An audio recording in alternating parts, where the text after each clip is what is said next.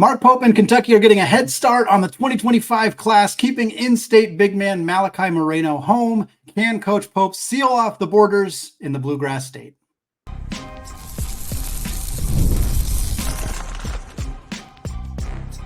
You are Locked On College Basketball, part of the Locked On Podcast Network.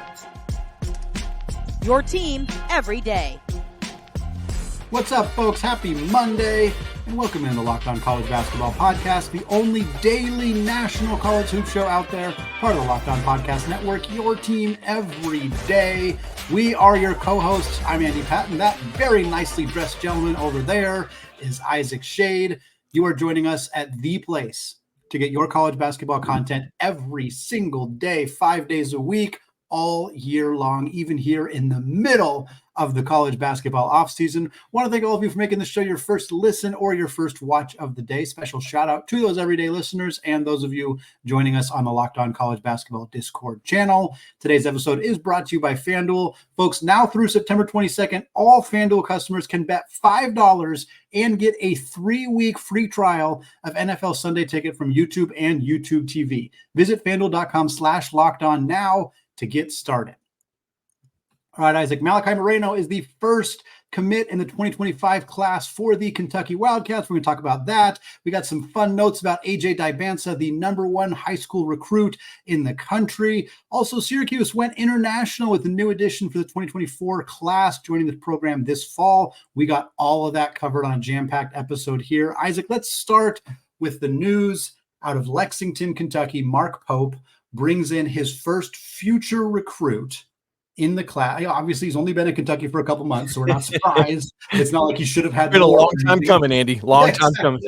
Exactly, but it's also the highest rated recruit he's brought in, which again, it's the first one in a future class. And the guys that he brought with him in 2024, he brought Colin Chandler over from BYU. He retained Travis Perry, who was part of that class that John Calipari had initially recruited. And then he went out and landed Trent Noah. The thing that's similar about Perry and Noah and Malachi Moreno is that they're all from Kentucky.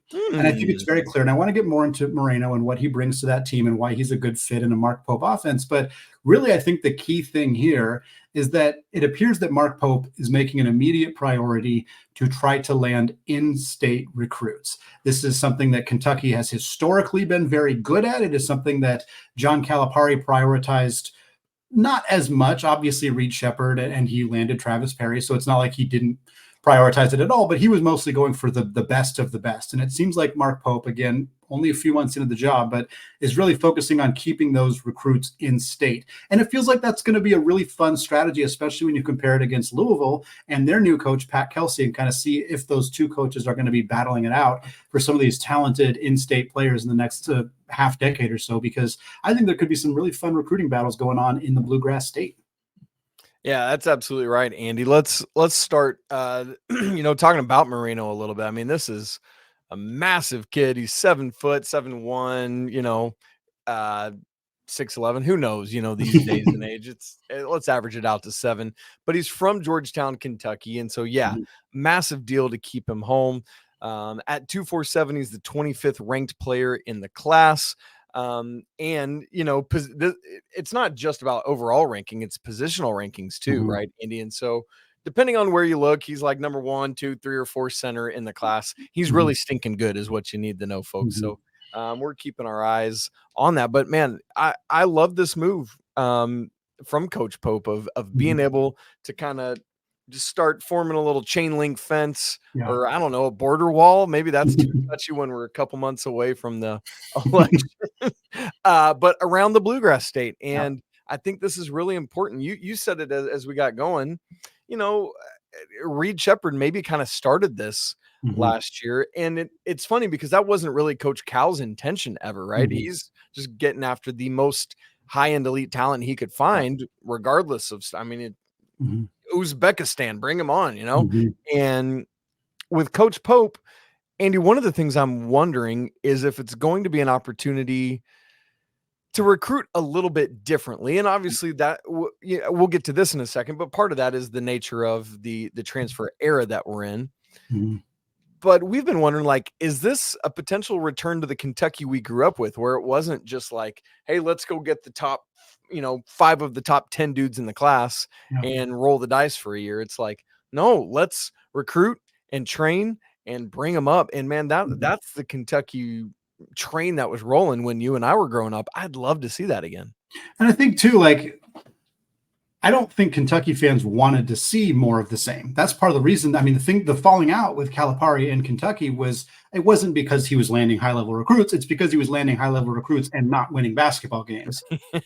Recruits, particularly not winning basketball games in March. But I think people are ready to see a different style, a different strategy, a different kind of just endeavor from Coach Pope. And certainly I don't think Kentucky fans are going to complain if, they start winning top 5, top 10 players in the class. Nobody's upset about that happening, but I think you want to see more of a strategy than let's just go get the best players, the guys with the lowest number next to their name on 24/7 or on On3 or Rivals or whatever. Let's go get the highest rated guys and then throw the pieces together and see if it works. And, that's simplifying what Coach Cal did, but not that much. Like, that was kind of mostly what the whole shtick was. And it worked for a while and then it didn't. And for Mark Pope, like, if you want to try to come in and do something different, a really easy way to do that is to endear yourself to the fan base outside of winning more basketball games, which is clearly the number one thing, is to keep in-state talent in-state. And so you go out and you get Malachi Moreno. And then now you're in a recruiting battle to try to get Jasper Johnson. He's the number 12 ranked player in the 2025 class. So not only is he kind of borderline top 10 player in that class, but he's also a kid who's from Lexington. He's playing at Overtime Elite right now in Atlanta, but he used to play at the Link Academy. He's local, again, literally from Lexington. If you can go out and get Jasper Johnson and Malachi Moreno, and if you can go out and get Braylon Mullins, who is a longtime teammate of Moreno's at the AAU level. I know Mullins is not a Kentucky specific kid, but if you can get, Indiana's close, it's close. And he's, he got a connection to Moreno. If you can get a close teammate of Moreno's, if you can get Jasper Johnson, you can get all three of those guys. That's a tremendous class. And it's funny, we were talking offline of like looking at 24/7 Sports's, who they have listed for Kentucky as offers and stuff in the 2025 class. And it's a lot of guys who, were recruited by Calipari, the Koa Peets and the Boozers, and of course Dybantsa, and guys who are generally not considered likely or have already fully ruled out Kentucky as landing spots. But you can see a different strategy developing for Pope. And if he's more effective at utilizing the transfer portal, which is something that we feel pretty confident based on how this offseason went, and obviously the willingness to throw some cash around, if he can supplement his roster with transfer portal additions, can be effective at recruiting in-state and still landing high-profile talent, because there's a lot of good talent in Kentucky. If he can do that, I think this could work really well. Like, I think this is a strong start. And I hope that for Kentucky fans who are not sitting there thinking, well, unless we're getting top 10 guys, like, what are we doing? Like, this is a different era, and this is a different strategy and style. And obviously you still want to see it translate to wins, but I would feel pretty confident that Pope having a vision, even if it doesn't necessarily result in classes ranked as highly as the previous regime, it feels like it's off to a good start in terms of leading to winning basketball games in March, which is what people really care about. And that's the thing, Andy, is we're not going to get an answer on that until that month that you just mentioned. And that's where the rub lies, is Big Blue Nation's not going to sit around and be happy if you're not doing that. Year one, year two, maybe things are really hitting the issue. And so Andy, we talked about this as well. We're curious to see, how is Coach Pope going to handle high school recruiting? How many high school guys will Kentucky take each year? How many will they pursue? What level, what ranking level, I guess I should say, will they pursue? Will it be like, all right, and especially keeping in mind that we think scholarship numbers are going to go up to next year to 15, is it like, hey, we'll take 2 to 3 high school kids, 3 to 4 transfer portal? Like, I'm just really curious. And I don't think this year is we can take as any sort of indication, because they just had to get dudes, right? They had to fill out a roster similar to Louisville, right? And so I think next off season, and then particularly 2026 off season, is going to be really telling about how Coach Pope, along with Coach Brooks, who came over from Baylor, who's a great recruiter, how they intend to go about setting their roster year after year. Well, speaking of Ace Dybantsa, who does not have Kentucky listed in his top 7. Oh, by the way, his father I just said Ace. Did I say Ace? I meant AJ, because Ace's father, who spoke recently to Adam Zagoria of Zag's blog about his son's top 7 schools and some really interesting thoughts on NIL, which is telling for this era. We're going to get into that in just a second. Right after we tell you about FanDuel. Look, you've heard us talk a lot about FanDuel this offseason, America's #1 sports book, and usually we're filling you in on a boost or a bonus offered from FanDuel all summer long. Well, now we got a little something different for you heading into the fall. Now, through September 22nd, all FanDuel customers can bet $5 and get a 3-week free trial of NFL Sunday Ticket from YouTube and YouTube TV. Then, with a YouTube TV base plan, you'll be able to watch every regular season Sunday afternoon out-of-market game. All you need is a Google account and a current form of payment, and you can cancel anytime. Make sure you put that in your calendar. You don't want to get charged extra. But look, man, Sunday NFL Ticket is awesome. And to get a little trial of that would be great. You're going to be hooked, and then it's bad news. So, Andy, how about some fun lines as we get into college football? We've got games this coming Saturday. A little parlay of national champion winner and Heisman winner together from the same team. UGA, Carson Beck, plus 1,900. Oregon and Dylan Gabriel, plus 3,400. Ohio State and Will Howard, plus 3,800. Texas and Quinn Ewers, plus 4,300. And Alabama and Jalen Milroe, man, new head coach, plus 6,500. If you want to get in on that action or anything else, visit FanDuel.com/lockedon to download America's #1 sportsbook. Andy, we're talking AJ Dybantsa, the #1 high school player in the country. You talked about him some last week when he cut his list down to a final 7 schools. His dad had mentioned earlier this summer that he would do that after Peach Jam and all the EYBL circuit was over, and that has now proven true. We've cut it down, and now this recruitment is in AJ's hands, kind of passed over from his dad, who helped narrow down this list. That final 7, as a reminder: Auburn and Alabama, BYU, Baylor, Kansas, Kansas State, and North Carolina. Still weird to me to read that list and not see a Kansas or Duke or Kentucky, but that's kind of fun for the #1 player, not just in the 25 class, but in all of high school. So, Andy, what's interesting about this article that we just mentioned from Zag's blog, Adam Zagoria, is he had talked with Ace Dybantsa, AJ's dad. Ace talked about all these different things from the 7 schools. You and I were laughing because he talked about he likes Kansas State because of Jerome Tang, and he's a Wu-Tang fan. So, I mean, cool. There's that. But why we want to talk about this article is honestly less about the recruitment, the school's recruitment of it, and more for some comments he made kind of towards the end of the article, more almost in passing for some people. But Andy, what I think about 2 very specific things, and we'll take these one at a time, although they dovetail together, is that it's very telling for the state of high school recruiting, and I think can be a help for how schools go about it. So let me just read this quote from the article and let you respond to this. This is about NIL and its influence in recruiting. Ace, AJ's dad, says, let me just give you an example. AJ's favorite school is Kentucky for the sake of this argument, which is funny because Kentucky's not on the list. And Arkansas comes to us and says, we have $10 million for you guys in NIL, which that's bonkers, by the way. That's even like a plausible number. Kentucky comes to us and says, we only have $8 million for you. Guess where we're going? We're going to Kentucky. So just to tell you, yes, NIL is important, but it's not the end of it. End quote. Andy, what's your response to that? I have so many thoughts about this article and about Ace Dybantsa, who sounds like a person that I would really enjoy hanging out with for an evening. His quotes in this article are fantastic. He has like 3 to 4 sentences about every school about North Carolina. He literally just said, I like the system that they run. That was the entirety of the quote that was published. It's just he said he likes the vibes that Bruce Pearl gives off. And so he's like, we'll give him a shot. It's just it's a very unique liking Jerome Tang because he likes the Wu-Tang Clan is hilarious. Like I'm all about this.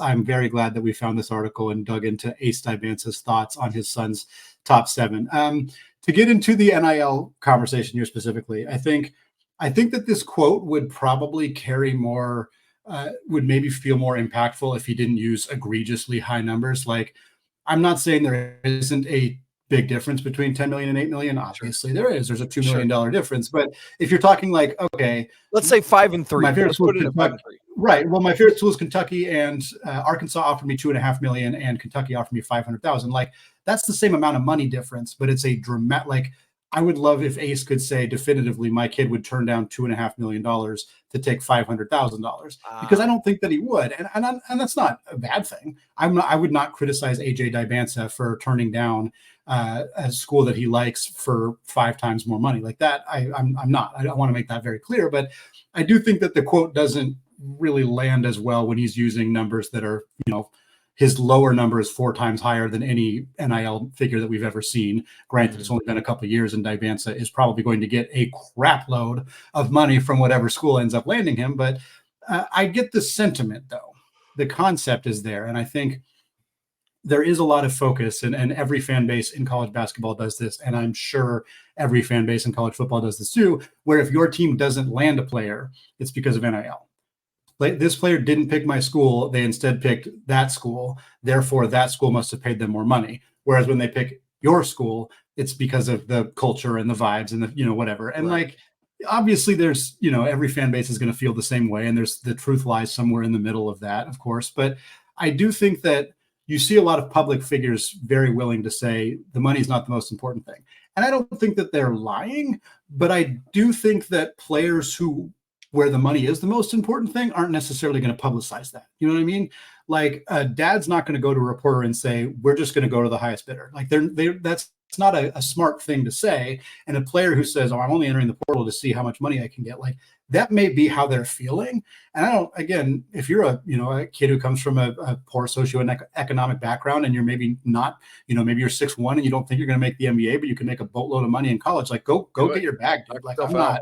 Yeah, absolutely. And I don't think they should feel bad about that. But I do think that you're going to see more quotes like this than you're going to see quotes on the opposite end of, like, I'm just trying to get a bag, bro, because that's not going to land as well in a media space. So I do think that that's kind of my one read on this. But for Dybantsa, like, the interesting part of this, and I know we want to get to the shoe deal aspect of this conversation too, but if you're a fan base, one of these 7 fan bases, and you're wanting to read into this, like, you got to feel pretty good if you're BYU. I think BYU's got money. I don't want to make them seem like that they can't hang with these other programs, but certainly you would feel encouraged as a BYU fan, not feeling like you have to outpay Kansas and North Carolina and Alabama to land a player like Dybantsa.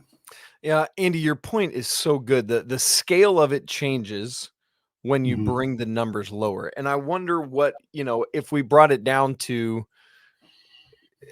I just wonder what their response would be to the thing that you posed about the 250, the 2.5 million versus the 500K. That is a very, very intriguing situational comment to me. So I like Dybantsa is probably going to get offered $2.5 million. Like, that might be a real figure for him. That might be a low, as you alluded to. Like, that might be on the lower end of it. So, man, it's just going to be interesting to watch this play out, because we might be getting to the point where players like him start setting new thresholds in the NIL space.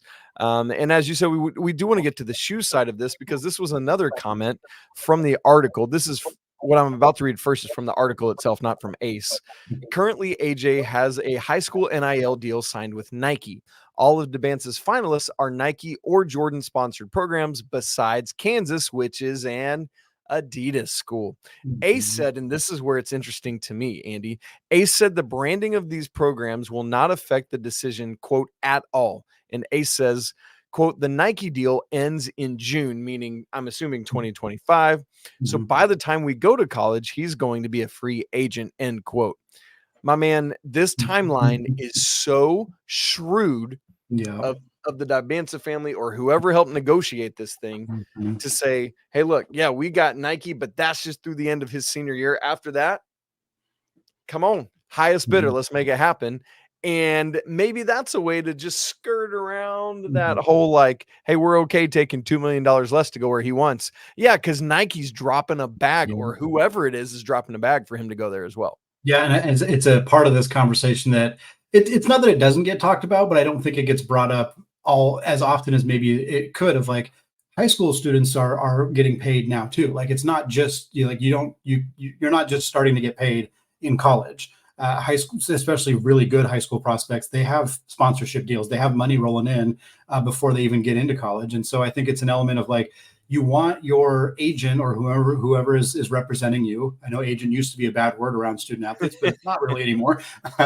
You want whoever that is to be paying attention to these things. Like you're happy that somebody is paying attention to when your sponsorship deal for shoes runs out. Like that's important. And whether Ace had a role in this or is just kind of working with somebody, I don't know. It sounds like Ace has a pretty big part in it, but I'm glad that somebody's looking out for AJ in that regard of like not, shoehorning him into an uncomfortable position where he has to, go away from a shoe sponsor because of the school he's going to, or feel like he can't pick from all the different schools. Like I think a lot of people might roll their eyes at this being like a conundrum that high school students are now having to deal with. Like, oh, it's not algebra, it's something totally different. But like, it's important. And it's like, if Dybantsa is bringing in money to these companies and is, highly sought after financially for colleges, like, heck yeah, he should have somebody representing him and making sure that he's making the right decisions. And it feels like based on this conversation and these quotes from Ace, that whether it's him or somebody else, somebody has Dybantsa's best interest in mind, or at least is paying attention to the financial side. And I think we're going to see a lot more of these types of conversations, particularly with high profile recruits going forward. All right, Isaac, moving on, still talking recruiting, just in a slightly different way, not talking top 25 guys, not talking number one overall guys like Dybantsa. We're going to talk about Syracuse bringing in a forward from Serbia. We're going to talk about what that means for them, as well as a handful of 2025 recruits who have revealed their final lists, some top fives, some top sixes, some top eights. We're going to get into all of that to close out the show coming up in just a second. I want to tell you all about today's sponsor, eBay Motors. Passion, drive, patience, that's the formula for winning championships, and it's also what helps keep your ride or die alive. And eBay Motors has everything that you need to maintain your vehicle and level it up to peak performance. From superchargers to roof racks, exhaust kits to LED headlights, and more. Whether you're into speed, power, or style, eBay Motors has you covered. And with over 122 million parts for your number one ride or die, you'll always find exactly what you are looking for. Plus, with eBay's Guaranteed Fit, your part is guaranteed to fit your car every time, or you get your money back. Because, folks, with eBay Motors, you're burning rubber, not cash. With all the parts you need at the prices you want, it's easy to turn your car into the MVP and bring home that W. So keep your ride or die alive at ebaymotors.com. Eligible items only, exclusions apply, and eBay's Guaranteed Fit is only available to U.S. customers.